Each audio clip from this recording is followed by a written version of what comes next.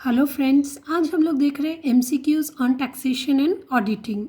तो सबसे पहला जो क्वेश्चन है वो है a purchase of ₹10,000 not recorded by mistake is an error of dash. अभी क्या हो गया कि 10,000 की चीज़ खरीदी लेकिन उसकी एंट्री करना वो भूल गया, गलती से बेचारे की गलती हो गई। तो इसे क्या कहेंगे? Error of omission. ओमिशन का मतलब होता है कोई तो भी चीज़ छोड़ देना या उसके बारे में भूल जाना, एंट्री न करना। तो उसने उसकी एंट्री नहीं की, बाय मिस्टेक उससे जो एरर हो गया है कि उसने रिकॉर्ड नहीं किया, उसे कहा जाता है omission. A mistake done deliberately is called as fraud. Fraud का मतलब चीटिंग करना होता है। तो a mistake which is done deliberately is nothing but a fraud. मतलब जानबूझ के, डेलिबरेटली का मतलब होता है जानबूझ के की हुई गलती, उसे क्या कहते हैं? Fraud. Auditing comes from the Latin word ऑडायर। ये लैटिन वर्ड है, इसका मतलब होता है टू हियर और टू लिसन। स्टॉक, अब देखिए stock is valued at dash. Stock की वैल्यूएशन किस पे की जाएगी? तो stock is valued at cost price और market price whichever is low. जो भी छोटा होगा उस पे उसकी वैल्यूएशन की जाती है। The year for which the income of an individual is assessed is called. यहाँ पे एक इम्पॉर्टेंट चीज़ है कि हम जो एसएससी की इनकम जो है वो किस साल में उसे मिली है, उसकी हम असेसमेंट करते, उस साल को क्या कहा जाता है। इसका मतलब जो इनकम जिस साल में मिली है उसे क्या कहेंगे हम लोग? उसे कहा जाएगा प्रीवियस ईयर।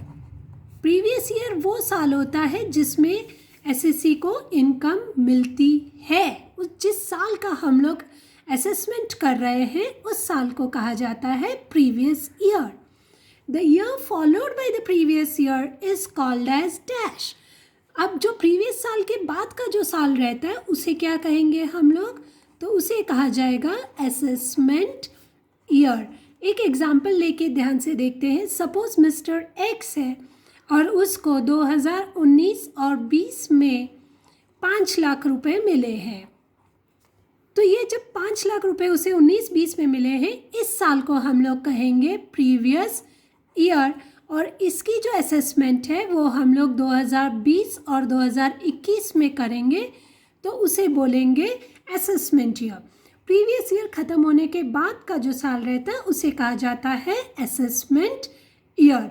ठीक है, तो अगर प्रीवियस ईयर 19-20 है तो असेसमेंट ईयर हो जाएगा 20 और 21। नेक्स्ट वाला देखते हैं। विच income is taxable for an Indian SSC.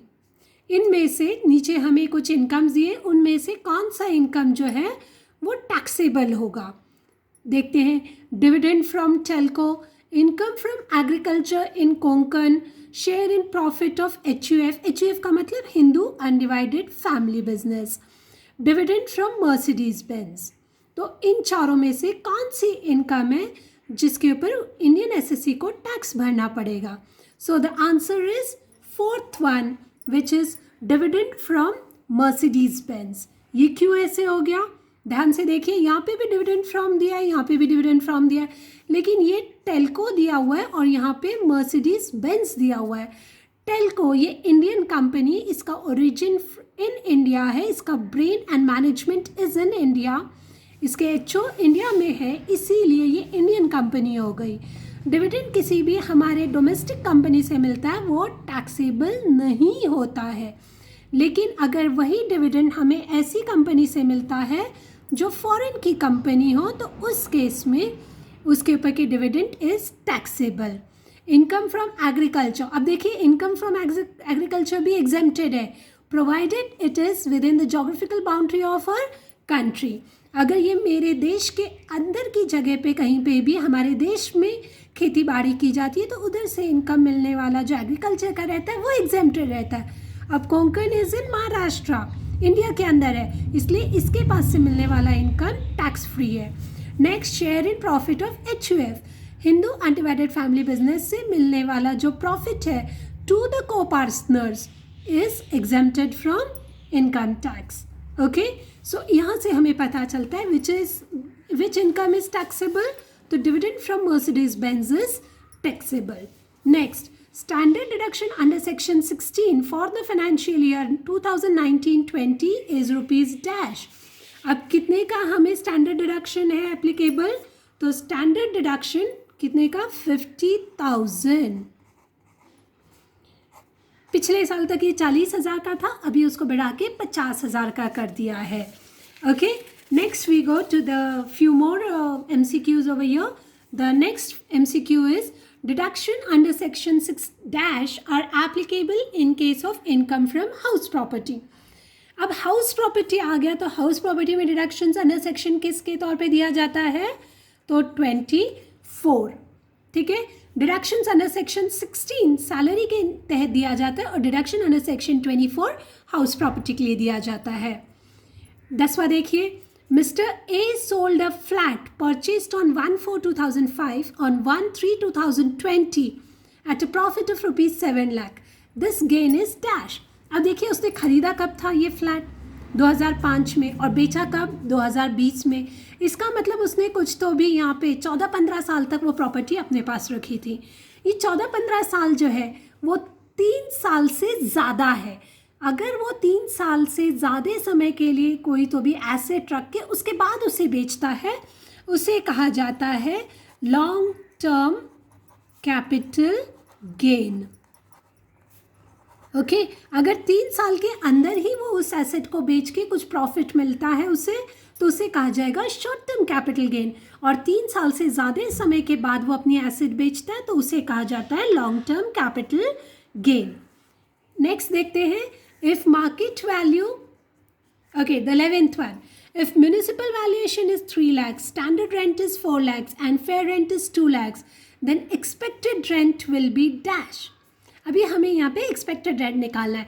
Expected rent निकालते समय एक छोटी सी वर्किंग नोट कर लेते हैं. देखिए हमने यहाँ पे सिक्वेंशियली लिख के रखा हुआ है म्यूनिसिपल वैल्यूएशन, फेयर रेंट और स्टैंडर्ड रेंट.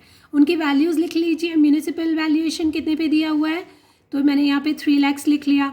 फेयर रेंट देखिए 3 नंबर पे है, पर हम उसको जानबूझ के 2 नंबर पे लिखेंगे, 2 lakhs. और स्टैंडर्ड रेंट जो है वो दिया हुआ है 4 lakhs. आप सीक्वेंस यही रखिए, इसको चेंज मत कीजिए. MV, FR और SR.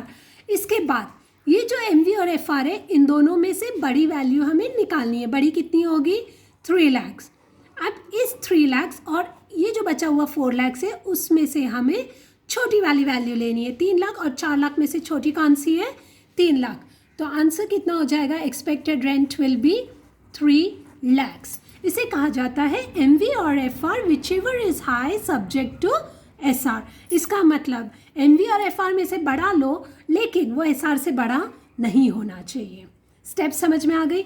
MV और FR में से बड़ा ले लो और जो आंसर आया उसको SR के साथ कंपेयर कर लो. इन दोनों में से जो बड़ी हो छोटी होगी वो हमारी एक्सपेक्टेड रेंट हो जाती है.